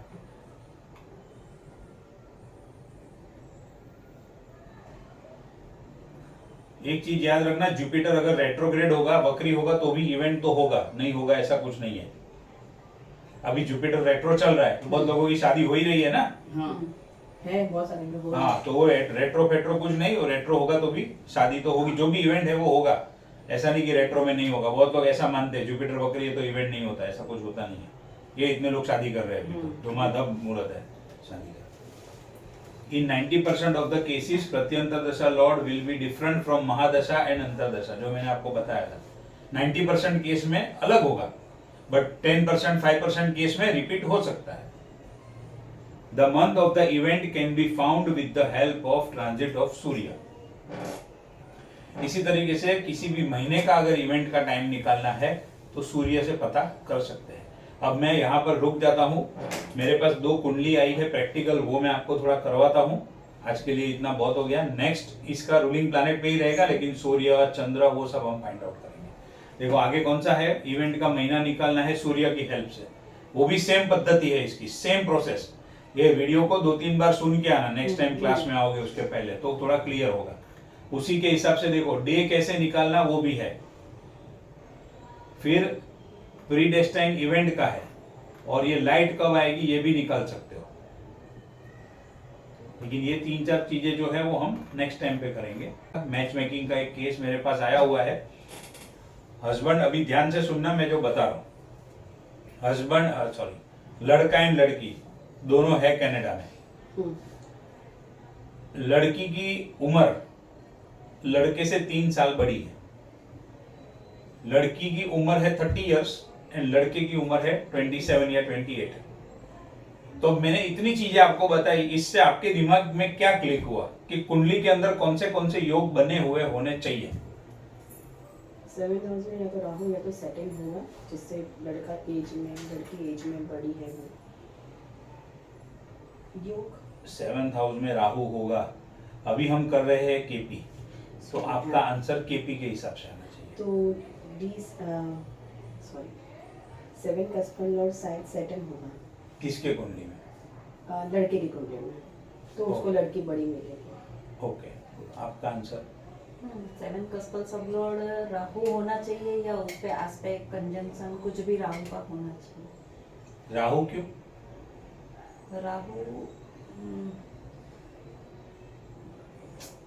अनऑर्थोडॉक्स, हाँ वही बोल रहे थे ना। हाँ बराबर है। देखो इसके अंदर सबसे पहले अगर मैं लड़की की बात करूं तो लड़की की उम्र 30 इयर्स की है, तो इसका मतलब इसकी कुंडली में 7th कस्पल सबलॉर्ड का कनेक्शन सैटर्न के साथ होना ही चाहिए, तब भी शादी के अंदर डिले होगा। पहली बात। लड़के की बात करूं तो 7th कस्पल सबलॉर्ड राहु होगा, तो उसको अनऑर्थोडॉक्स, यानी कि आमतौर पे लड़की की उम्र कम होती है, इसमें लड़की की उम्र ज्यादा है, तो अनऑर्थोडॉक्स हो गया।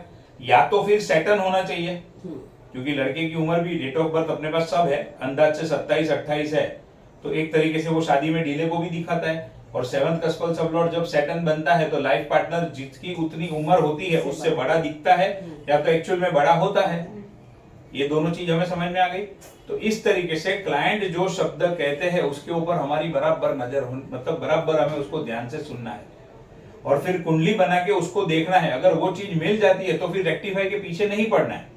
अगर वो चीज मिल गई तो हाँ बस शादी की बात है, ये चीज मिल रही है तो फिर उसको छेड़खानी करने की जरूरत नहीं है। ये चीज हमेशा ध्यान में रखना। अभी हमको कुंडली बनाते हैं। सीधा जाऊंगा 7th कस्पल सबलॉर्ड। 7th कस्पल सबलॉर्ड है जुपिटर। अब जुपिटर का स्टार लॉर्ड है राहु। तो एक तो हम जो देख रहे थे लड़की की कुंडली देख रहे हैं ना हम लोग पहले, तो ये लड़की की कुंडली है। जुपिटर का स्टार लॉर्ड है राहु। राहु के ऊपर एस्पेक्ट कंजंक्शन पहले चेक कर लेते हैं। राहु के ऊपर सैटर्न का तो कुछ कनेक्शन नहीं है, बराबर है। तो अब इसके अंदर मुझे क्या करना पड़ेगा, इसके अंदर मुझे थोड़ा सा टाइम में चेंज करना पड़ेगा। उतना मुझे यहां से समझ में आ गया। आई बात समझ में? अब देखो गुरु के बाद आता है शनि, तो अब कितनी 2-3 मिनट आगे चल के पहले चेक कर लूंगा, क्योंकि मुझे 7th कस्पल सबलॉर्ड सैटर्न को बनाना है। गुरु के पहले कौन आता है? राहु। राहु किसके नक्षत्र में? पहले तो राहु के ऊपर है, राहु का नक्षत्र लॉर्ड है जुपिटर, तो जुपिटर के ऊपर सैटर्न की दृष्टि है।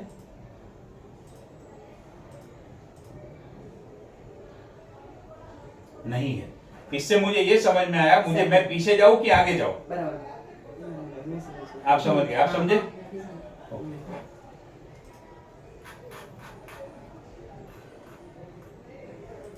ये भी बर्थ टाइम रेक्टिफाई इस तरीके से करते हैं। वो बर्थ टाइप का टॉपिक जनवरी में जो चलेगा वो चलेगा, लेकिन अभी साथ साथ में आपको ये सब हिंट दे रहा हूं मैं।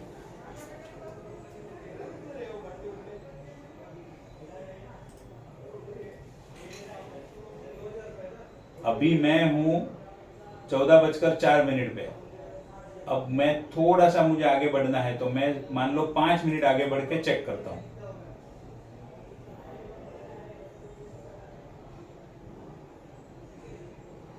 देखो 7th में मर्क्यूरी आ गया, हम्म, तो मैं थोड़ा ज्यादा आगे निकल गया, अब थोड़ा पीछे जाऊंगा वापस।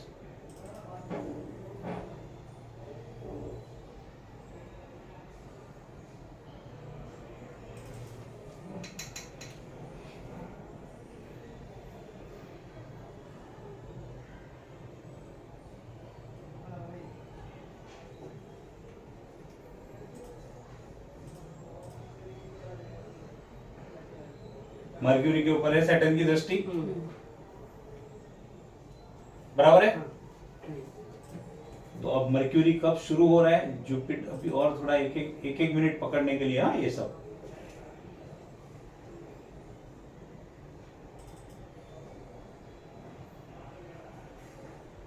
देखो 14:60 तक अगर मैं करता हूं तो जुपिटर आता है, और जैसे ही 8 पे जाता हूं तो मर्क्यूरी आ रहा है। तो सैटर्न, गुरु और बुध के बीच में शनि निकल गया, वो सब लॉर्ड उस तरीके से होंगे तो निकल सकता है, लेकिन हमारे लिए इंपॉर्टेंट क्या है, मर्क्यूरी आया तो मर्क्यूरी के ऊपर सैटर्न की दृष्टि है। आ गया, बात क्लियर समझ में आ गई। तो अब मैं फिलहाल, क्योंकि मुझे शादी का ही देखना है और कुछ तो देखना नहीं है, तो मैं अभी ये टाइम के ऊपर मैं स्टिक रहूंगा। अब हम पहले बनाते हैं लड़के की कुंडली। 7th कस्पल सब लॉर्ड मर्क्यूरी, मर्क्यूरी शुक्र के नक्षत्र में, मर्क्यूरी तो टेनेंटेड है, एस्पेक्ट कंजंक्शन वीनस का देखेंगे।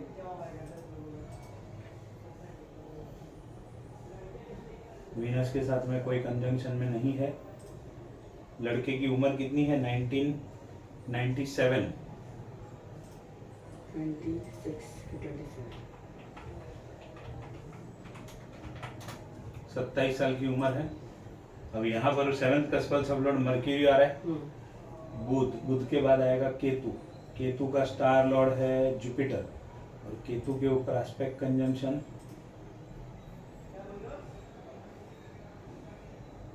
शनि का नहीं है, जुपिटर, जुपिटर के ऊपर भी नहीं है।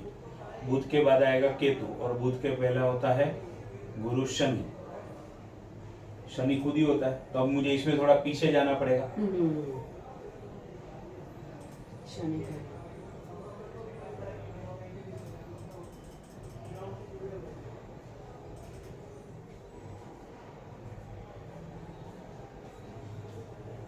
ये शनि पे आया तो और थोड़ा पीछे चला गया, 8:19 था ना,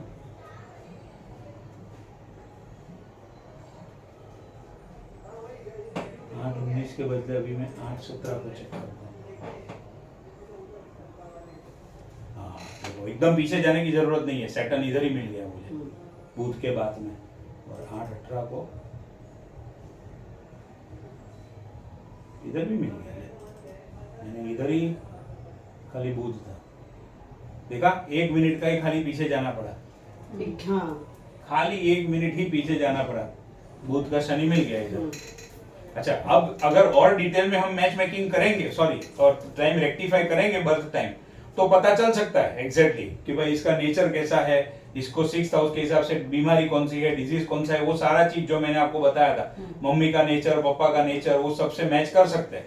बट अभी फिलहाल शादी का सवाल है, तो मैं पहले तो इधर से चेक करके स्टैटिक प्रॉमिस चेक कर लूंगा, क्योंकि बाकी जो भी हो 7th हाउस तो चेंज नहीं होगा, इसके लिए मैं वो कर सकता हूँ। अब मैच मेकिंग करना है, तो दोनों की कुंडली के अंदर शादी का स्टैटिक प्रॉमिस होना चाहिए, अच्छा प्रॉमिस होना चाहिए, तो ही गो अहेड करेंगे। अभी ये लड़के की कुंडली ओपन है, तो इसका 7th कस्पल सब लॉर्ड देखते हैं। ये है बॉय,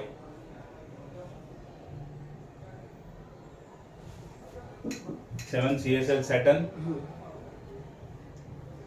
सैटर्न तो अनटेनेंटेड है, पहले सैटर्न के नंबर 12, 8, 2, 11, 6, 7, सैटर्न अनटेनेंटेड है, तो उसके ऊपर एस्पेक्ट कंजंक्शन सूर्य का है, जुपिटर का है, सूर्य 12, 2, 11, 1, जुपिटर 3, 5, 12 और 8, सैटर्न का स्टार लॉर्ड मर्क्यूरी। अभी सैटर्न 7th कस्पल सब लॉर्ड है, तो शादी को तो डिले दिखा ही रहा है। नक्षत्र पे मर्क्यूरी आया तो एक से ज्यादा शादी होने का चांसेस या तो मल्टी पर अफेयर होने का चांसेस, पहला तो इधर से ये हिंट मिला। अब मर्क्यूरी 1 12 3 10 2 11, मर्क्यूरी के ऊपर एस्पेक्ट कंजंक्शन, कुछ नहीं है। सबलॉर्ड जुपिटर 3 5 12 और 8, इन जुपिटर टेनेंटेड है। बोलो क्या कहोगे, इसके शादी का प्रॉमिस कैसा है? ये भी है Occupancy. Hurdles, obstacles.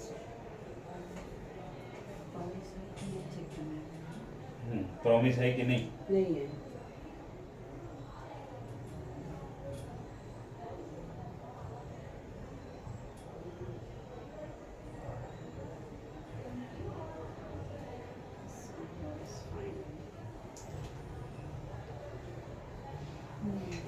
शादी का प्रॉमिस ही नहीं है, हम्म। बराबर है। आप क्यों धीरे धीरे बोल रहे हो? नहीं है तो नहीं है। हाँ नहीं है। अभी ये लड़की की कुंडली देखते हैं।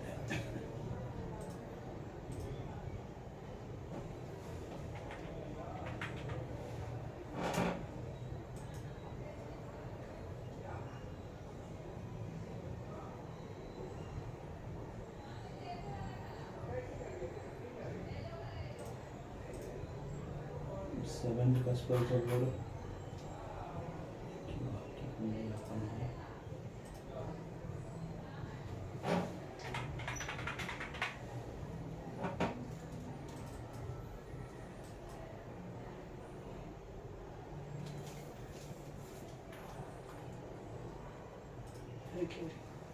सेवेंथ का स्पेल सब लॉर्ड मर्क्यूरी, मर्क्यूरी अनटेनेंटेड है तो देख लेते हैं। मर्क्यूरी में 2 9 1 10 1 10, Yeah.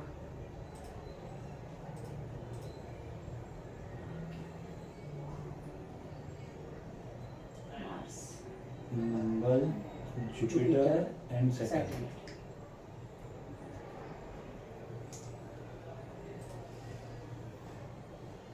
10 8 2 9 3। Jupiter. लड़की की कुंडली में सेवेंथ कस्पल सबलॉर्ड खुद मर्क्यूरी अनटेनेंटेड, तो ये भी दिखा रहा है मल्टीपल अफेयर्स, मल्टीपल रिलेशनशिप या तो मल्टीपल मैरिज। पहली बात, सेवेंथ कस्पल सबलॉर्ड लड़की की कुंडली है, उसमें मंगल का कंजंक्शन है। जब मंगल का कंजंक्शन आता है तो हस्बैंड हाथ उठाने वाला मिलता है लड़की के ऊपर, तो ये मंगल आ गया। अब जुपिटर 2 1 4 7 एंड सैटर्न 2 6 5। मर्क्यूरी का नक्षत्र राहु, राहु 1 2 4 7, राहु का एस्पेक्ट कंजंक्शन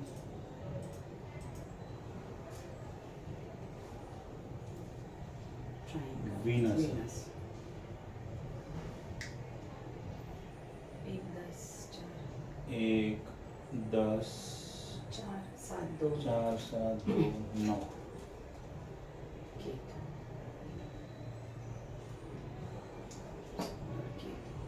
केतु, केतु वापस अनटेनेंटेड 9 8 12।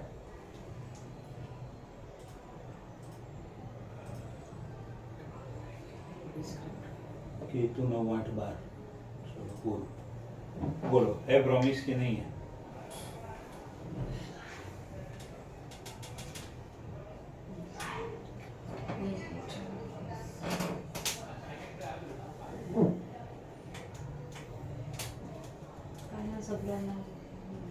सब लोड लेवल पे 8 और 12 आ गया, 7 तो कहीं नहीं है, 2 नहीं है, 11 नहीं है, ऊपर से 9 नंबर है, मतलब सेकंड शादी की ओर इशारा कर रहा है।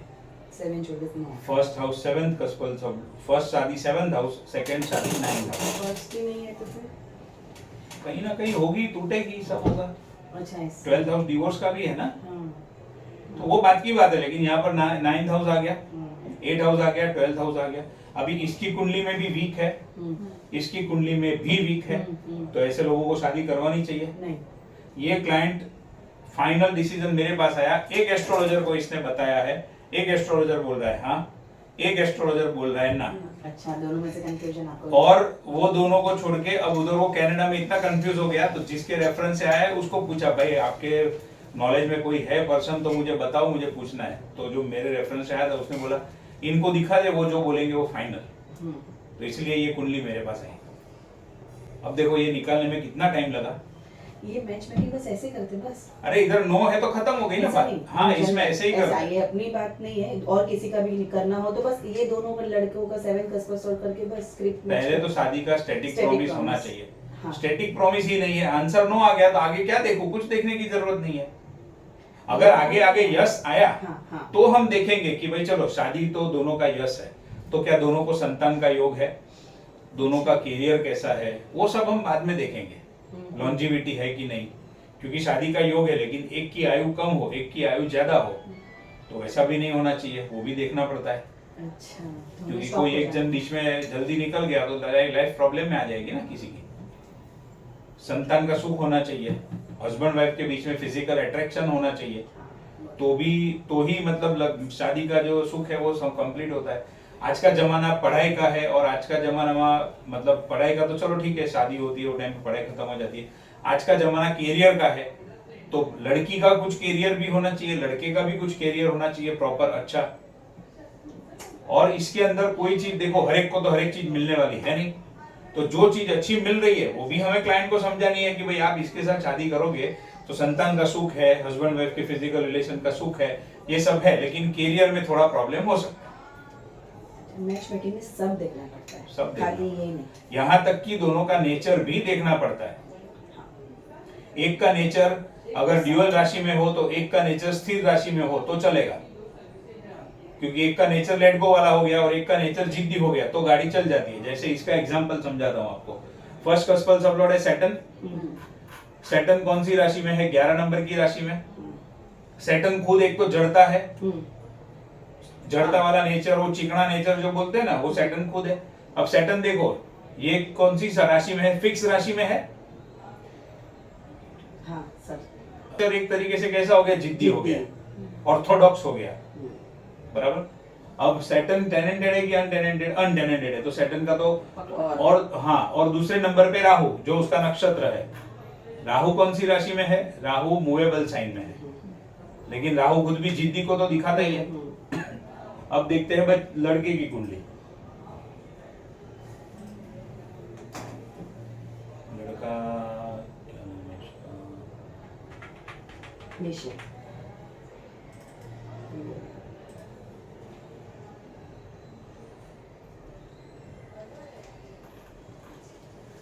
लड़के का 7th कस्पल सबलॉर्ड सैटर्न, ये भी जिद्दी की, मतलब ये ऑर्थोडॉक्स तो दिखा ही रहा है, चिकना। फिर सैटर्न अनटेनेंटेड है तो और मजबूत हो गया। अब इसका सैटर्न देखो कौन सी राशि में है। हाँ, इसका सैटर्न जो है वो 12 नंबर की राशि में है, मतलब ड्यूअल साइन में है। कभी ऐसा हाँ, ड्यूअल राशि में है तो इधर उधर वो बिना कुंडली का लोटा। और दूसरा ये जो सैटर्न है वो 12 नंबर की राशि में है, यानी एक इमोशनल राशि है, जल तत्व की राशि है। तो वैसे ऑर्थोडॉक्स, लेकिन थोड़ा सा इमोशनल रहेगा ये व्यक्ति। और सैटर्न का नक्षत्र लॉर्ड कौन है? मर्क्यूरी। तो नेचर में तो ड्यूअलिटी जबरदस्त रहेगी। तो सैटर्न भी ड्यूअल राशि में और नक्षत्र ड्यूअल में। ऐसे केस में क्या होता है मालूम है? लड़का पहले बोलेगा हाँ हाँ हम शादी करते हैं, हाँ हाँ हम शादी करते हैं, लेकिन एग्जैक्ट जब शादी का टाइम नजदीक आता है ना, तो उसका माइंड ऐसा कंफ्यूजन हो जाता है, शादी करूं कि नहीं करूं, करूं कि नहीं करूं, या तो उसका दिमाग चलेगा ना बोल देगा, या कुछ तो उल्टा पुल्टा करेगा। इसके माइंड में ड्यूअलिटी जबरदस्त है। इधर से आप पकड़ सकते हो आराम से। अभी एस्पेक्ट कंजंक्शन तो देखे ही नहीं है, इधर से ही इतना मिल जाता है। तो लड़की का नेचर जिद्दी और लड़के का ड्यूअल, तो एक बार थोड़ा बहुत गो हेड कर सकते हैं भाई। एक लड़की मतलब कोई एक पार्टनर पकड़ के बैठेगा तो एक जन बोलेगा चल जाने दे यार, कभी बोलेगा जाने दे, कभी वो भी नड़ जाएगा। ऐसा कंप्लीटली जाने देने वाला नहीं है, क्योंकि ड्यूअल में है और सैटर्न है। तो ये नेचर से हम मैच करेंगे, बाद में बाकी की सब चीज नेचर खास मैच करना है। और विपरीत नेचर होगा उसी का अच्छा चलेगा। दोनों जिद्दी आ गए, दोनों शॉर्ट टेम्पर आ गए, दोनों लेट गो वाले आ गए, तो चलने वाला है नहीं। नेचर हमने मैच कर लिया, और ये हमने क्या मैच किया? Static promise. स्टैटिक प्रॉमिस ही नहीं है इसका, तो क्लियर ना है 6 8 12। इसका तो शादी होगा कि नहीं वो एक डाउट है। 7 कस्पल सब लॉर्ड टोटल इग्नोर ही कर रहा है। अब देखते हैं दशा। दशा चल रही है मर्क्यूरी की लड़के की कुंडली में।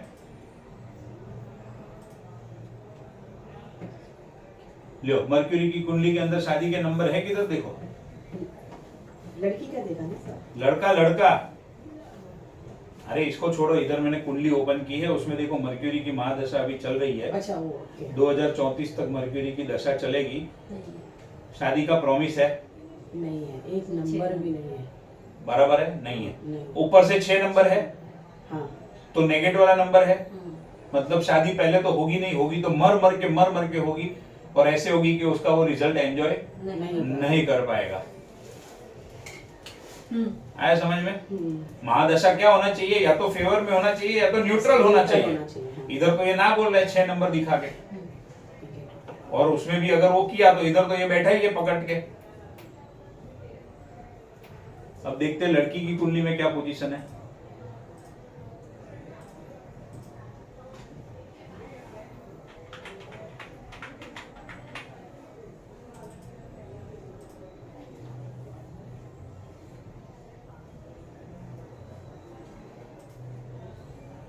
जुपिटर चल रहा है,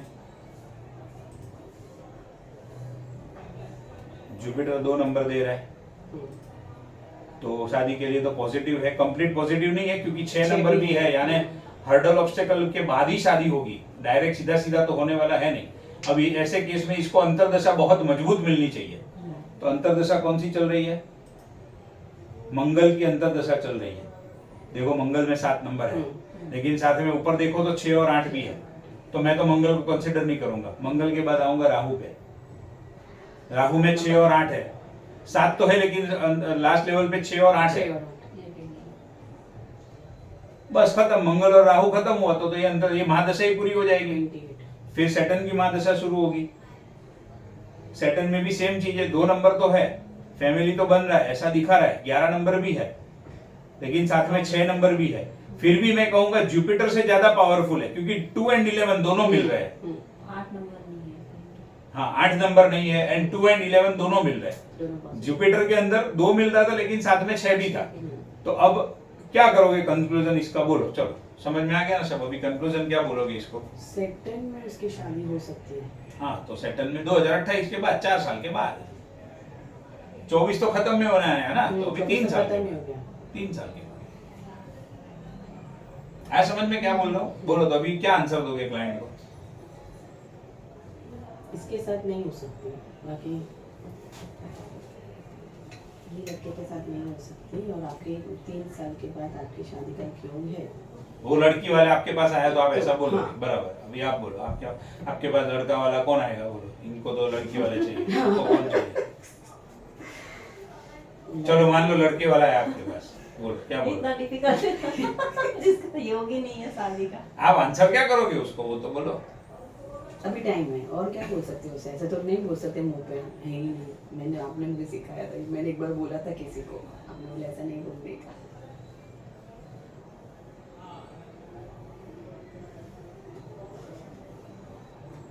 ऐसे नंबर देख के खुद ही कंफ्यूज होगे तो क्लाइंट तो और कंफ्यूज होगा आपको देख के।